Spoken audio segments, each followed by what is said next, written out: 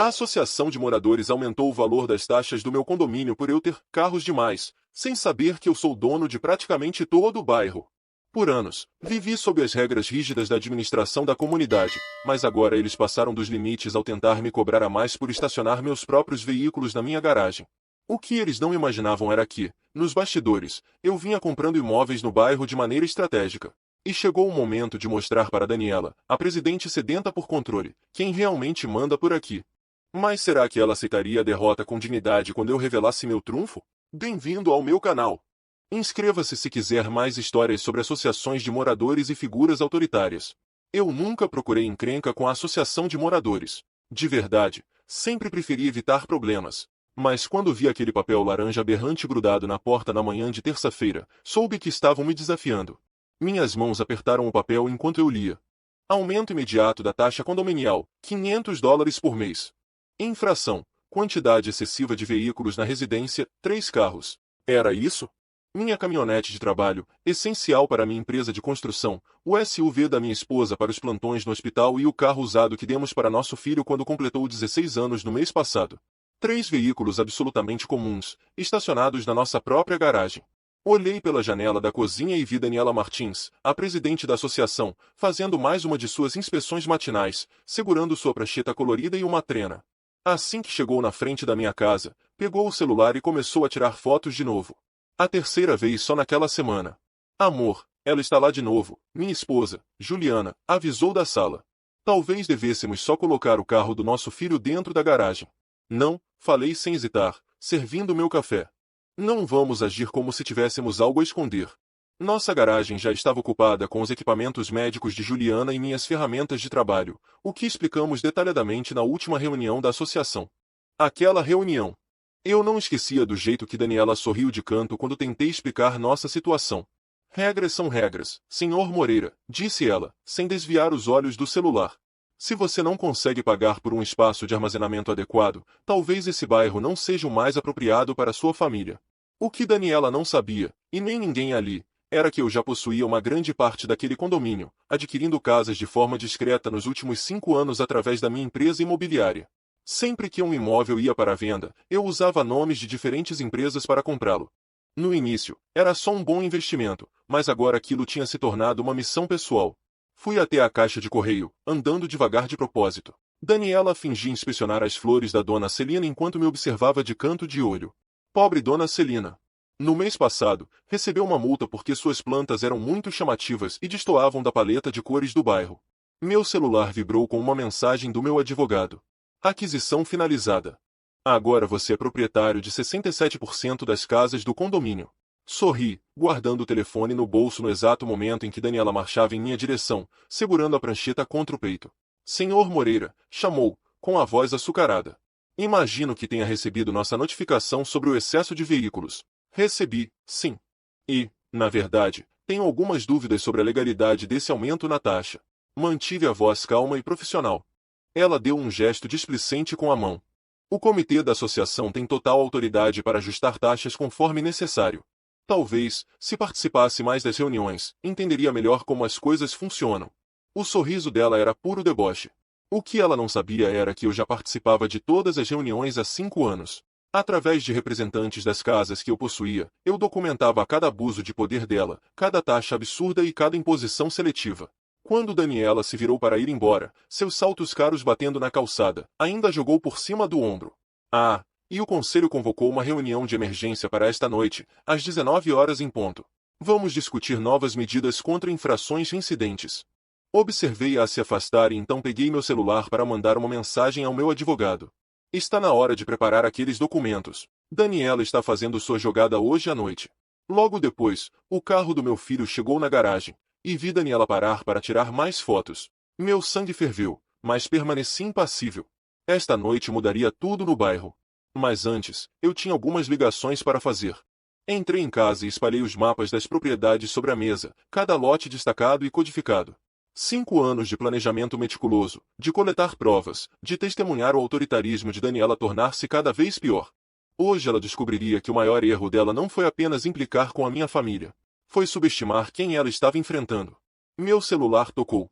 Era a dona Celina, chorando por causa de mais uma multa ridícula. Enquanto ouvia seu desabafo, meus olhos pousaram em uma foto na parede. Meu pai, orgulhoso, na frente de sua primeira casa, antes de ser forçado a vender por causa das regras sufocantes de uma outra associação de moradores.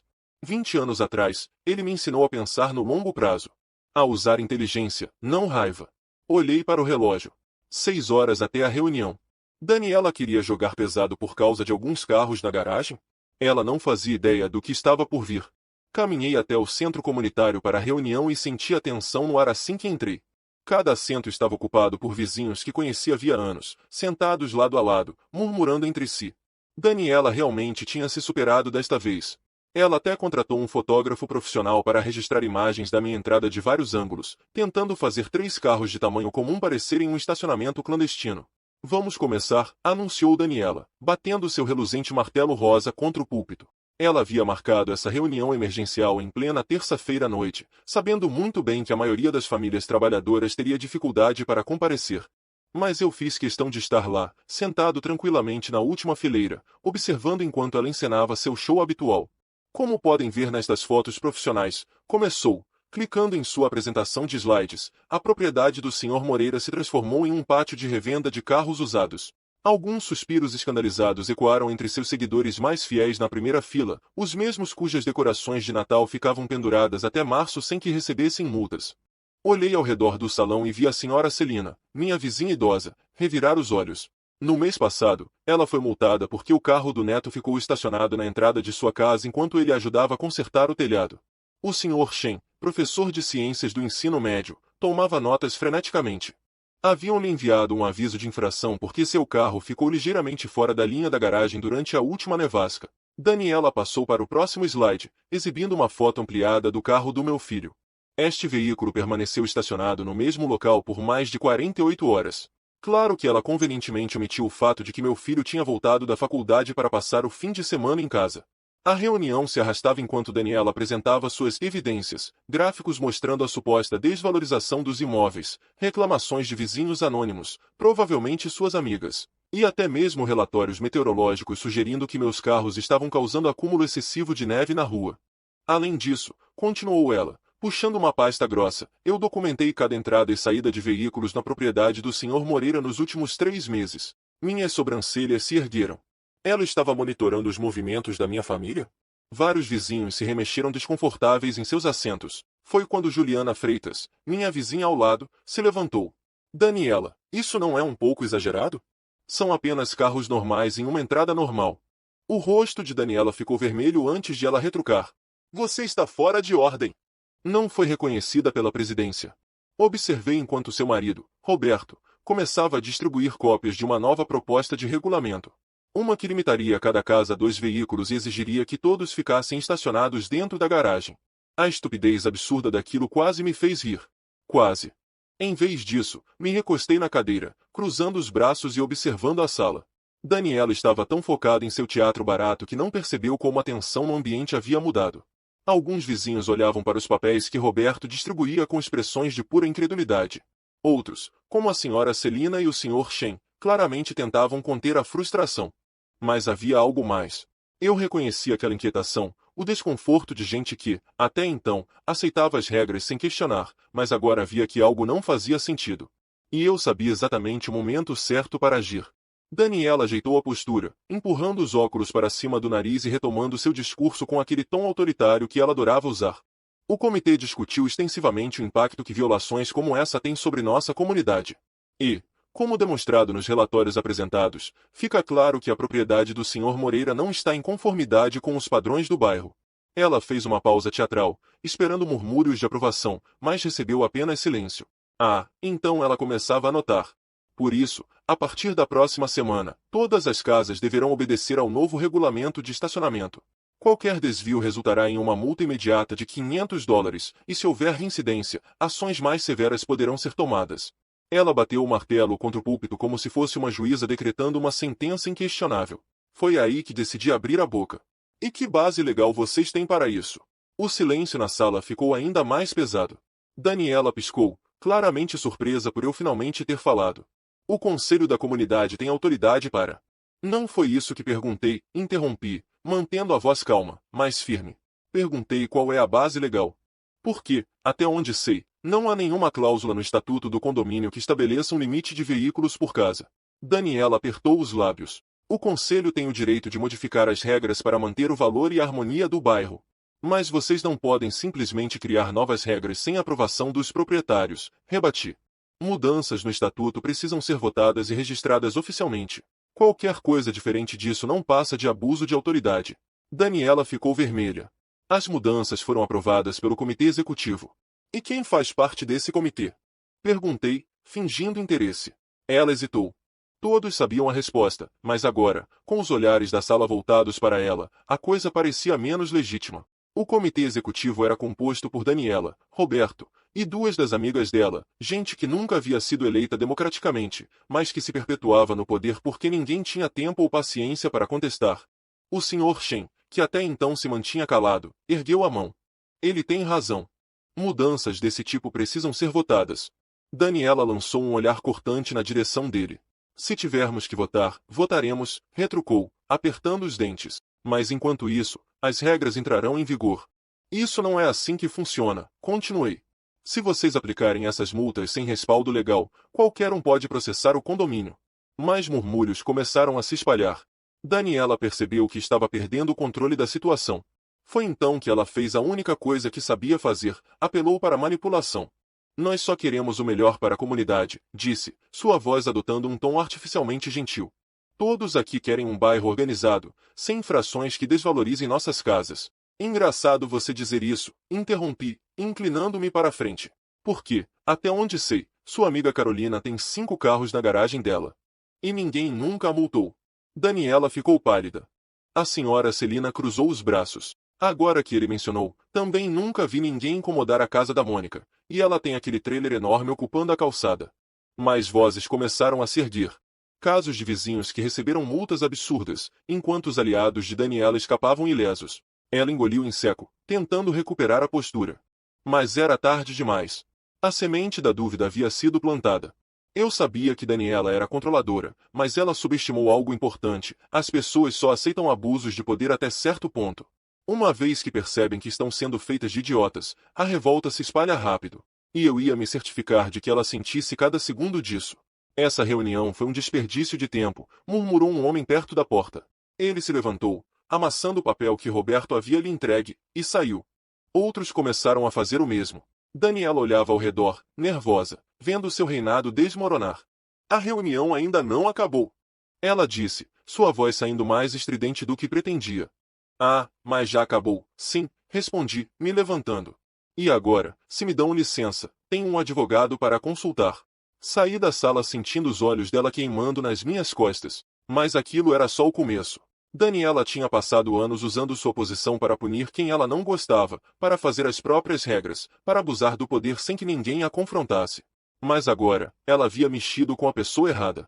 Porque, no final das contas, essa briga não era só sobre alguns carros. Era sobre quem realmente controlava esse bairro. E em breve, ela descobriria que não era mais ela. Eu passei a noite inteira revisando documentos, preparando cada detalhe para o que viria a seguir. Daniela queria jogar esse jogo? Então eu ia garantir que ela perdesse de maneira esmagadora. Na manhã seguinte, fui direto para o escritório do meu advogado. Ele já sabia exatamente o que eu queria. Com uma pasta repleta de documentos oficiais e cópias de escrituras, sentei-me à sua frente e deixei um pequeno sorriso escapar. Está na hora de mudar as regras do jogo. Naquela tarde, enquanto Daniela ainda tentava remendar sua imagem depois do desastre da última reunião, eu entrei em contato com os outros proprietários do condomínio. A maneira como a administração da comunidade vinha abusando de seu poder incomodava muita gente, mas ninguém nunca soube como se opor. Eu sabia. Redigi um comunicado formal convocando uma reunião extraordinária da Associação de Proprietários. Segundo as regras da comunidade, qualquer proprietário poderia solicitar uma votação, desde que reunisse assinaturas suficientes para justificar a necessidade de uma decisão coletiva. E depois do espetáculo vergonhoso da última noite, conseguir apoio foi mais fácil do que eu imaginava. Ao final do dia, minha proposta estava assinada por mais da metade dos vizinhos. Daniela não teve escolha a não ser acatar a solicitação. A reunião foi marcada para quinta-feira à noite. E eu me certifiquei de que todos soubessem exatamente o que estava em jogo. Na noite da reunião, cheguei ao centro comunitário antes de todos, levando comigo uma pilha de documentos. Eu conhecia bem Daniela e sabia que ela tentaria de tudo para me impedir. Então, cada detalhe precisava estar juridicamente impecável. Os vizinhos começaram a chegar pouco a pouco, muitos trazendo cópias do comunicado que distribuí explicando o propósito da reunião. Uma votação oficial para determinar novas regras para o condomínio e para a substituição da administração. Às 19 horas em ponto, Daniela entrou. E ao ver o tamanho da multidão, seu rosto perdeu um pouco da cor. Ela se dirigiu ao púlpito e tentou manter a pose. Boa noite a todos, começou, forçando um sorriso. Pelo visto, o Sr. Moreira decidiu convocar esta reunião, então vamos direto ao ponto. Sim, vamos, respondi, me levantando e caminhando até o centro da sala. Como todos sabem, recentemente o Conselho tentou impor novas regras sem consulta aos proprietários. Isso não apenas vai contra os princípios do regulamento do condomínio, mas também afeta diretamente todos nós. Daniela cruzou os braços. Mudanças são necessárias para manter a ordem no bairro. A ordem? Perguntei, erguendo uma sobrancelha. Ou o seu controle absoluto sobre tudo? Ela ficou em silêncio. Eu continuei. Por isso, sugiro uma votação oficial para que todos os proprietários decidam se essas mudanças devem ser implementadas. Murmúrios começaram a percorrer a sala. E já que estamos nisso, também proponho uma segunda votação, a substituição de toda a administração do condomínio. Daniela apertou os lábios. Isso é um absurdo. As regras existem para proteger o valor do nosso bairro. Então por que só algumas pessoas são punidas enquanto suas amigas fazem o que bem entendem? Eu podia ver a dúvida crescendo nos rostos dos vizinhos. Então, joguei minha cartada final. Como todos sabem, cada propriedade tem direito a um voto nas decisões do condomínio. Isso significa que quem possui uma casa tem um voto. Quem tem duas, tem 2 votos. Daniela assentiu, mas de forma hesitante. Foi aí que tirei um maço de documentos da pasta e comecei a distribuí-los. O que ninguém sabe, continuei, enquanto os papéis passavam de mão em mão, é que, nos últimos 5 anos, eu fui adquirindo imóveis neste bairro, um por um. Daniela franziu o senho. O Sr. Shen, que estava com uma das folhas na mão, arregalou os olhos. Espera. Isso significa que... Sorri. Sim. Eu possuo 67% das propriedades deste condomínio. Um silêncio absoluto tomou conta da sala. Daniela congelou no lugar. Eu me voltei para todos os vizinhos, deixando a informação afundar em suas mentes. O que isso significa? Perguntei, deixando minha voz ecoar na sala. Que mesmo se cada um de vocês votar contra mim, ainda assim, minha decisão será a que vale. Olhei para Daniela e vi, pela primeira vez, o puro pânico em seus olhos. Você não pode. Isso é um golpe. Ela exclamou. Não, Daniela. Isso é estratégia. Virei-me novamente para a multidão. Mas eu não quero tomar decisões sozinho. Quero que isso seja democrático. Então, vamos votar. Tirei 2 papéis grandes e os fixei no quadro de avisos. Um dizia: revogar as novas regras de estacionamento. Manter as regras impostas pela atual administração. O outro: substituir a administração do condomínio. Manter Daniela e seu conselho no poder. Peguei uma urna, coloquei sobre a mesa e cruzei os braços. Cada proprietário tem direito a um voto. Eu tenho 67 votos. Daniela tentou dizer algo, mas nenhum som saiu de sua boca. A senhora Celina foi a primeira a caminhar até a mesa e colocar seu voto na urna. Logo, um por um, os vizinhos foram votando. Daniela observava, seus olhos percorrendo a sala como se buscasse apoio. Mas ninguém estava ao seu lado. Quando todos terminaram, peguei a urna e, calmamente, comecei a contar. No final, foi quase unânime. Daniela estava oficialmente fora. O bairro não apenas rejeitou as novas regras, mas também votou para substituí-la imediatamente. Ela ficou paralisada, como se seu cérebro simplesmente não conseguisse processar o que estava acontecendo. Isso não pode estar certo, murmurou. Então olhou para mim, seu rosto tomado pelo ódio. Você armou isso contra mim. Eu apenas joguei de acordo com as regras, respondi, sem esconder o sorriso. Ela queria usar o sistema para controlar os outros, mas se esqueceu que, às vezes, o sistema pode ser usado contra ela. E agora, Daniela não era mais nada além de uma ex-presidente furiosa que perdeu tudo. Eu a encarei nos olhos uma última vez antes de me virar para os vizinhos. A partir de agora, este condomínio será administrado de maneira justa. Daniela saiu pisando forte, derrotada. E eu finalmente respirei fundo. A guerra estava vencida.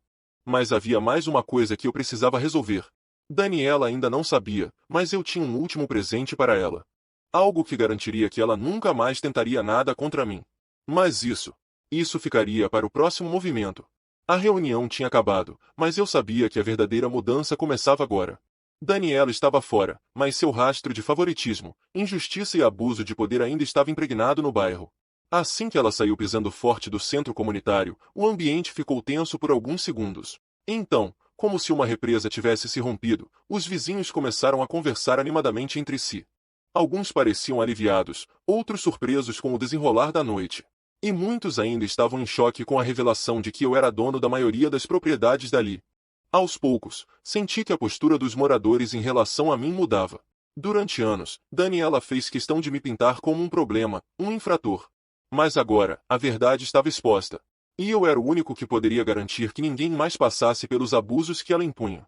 Caminhei até o centro da sala e bati levemente na mesa, chamando a atenção de todos. A mudança já começou, mas precisamos garantir que este bairro não volte a ser controlado por gente que usa o poder para benefício próprio. Os moradores assentiram. Por isso, eu proponho que escolhamos um novo conselho administrativo imediatamente. Alguém que não veja essa posição como uma oportunidade de vingança ou de privilégio, mas sim como um serviço à comunidade.